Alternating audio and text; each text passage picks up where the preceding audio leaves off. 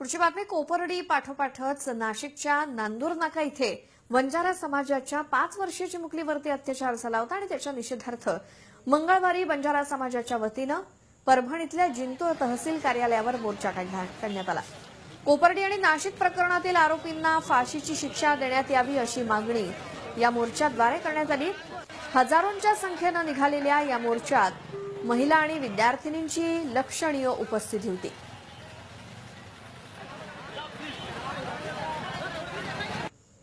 माझी मागणी आहे की त्यांना भरचौकात फासावर लटकवायला पाहिजे, नाहीतर आमच्या हाती द्यायला पाहिजे।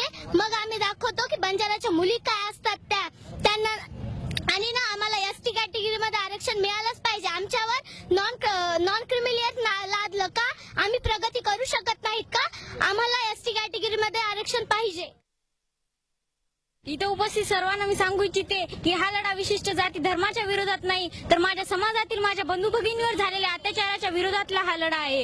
आज या महाराष्ट्रामध्ये पुण्यासारखी घटना पुन्हा घडू नये। या महाराष्ट्रामध्ये ज्या नाशिकमध्ये चिमुकल्या मुलीवर अत्याचार झाला, ही घटना पुन्हा घडू नये। या सर्वांचा निषेध म्हणून आज आम्हाला रस्त्यावर उतरावे लागत आहे। त्या नराधमांना फाशीची शिक्षा व्हावीच ही सर्व स्त्रियांची मागणी आहे।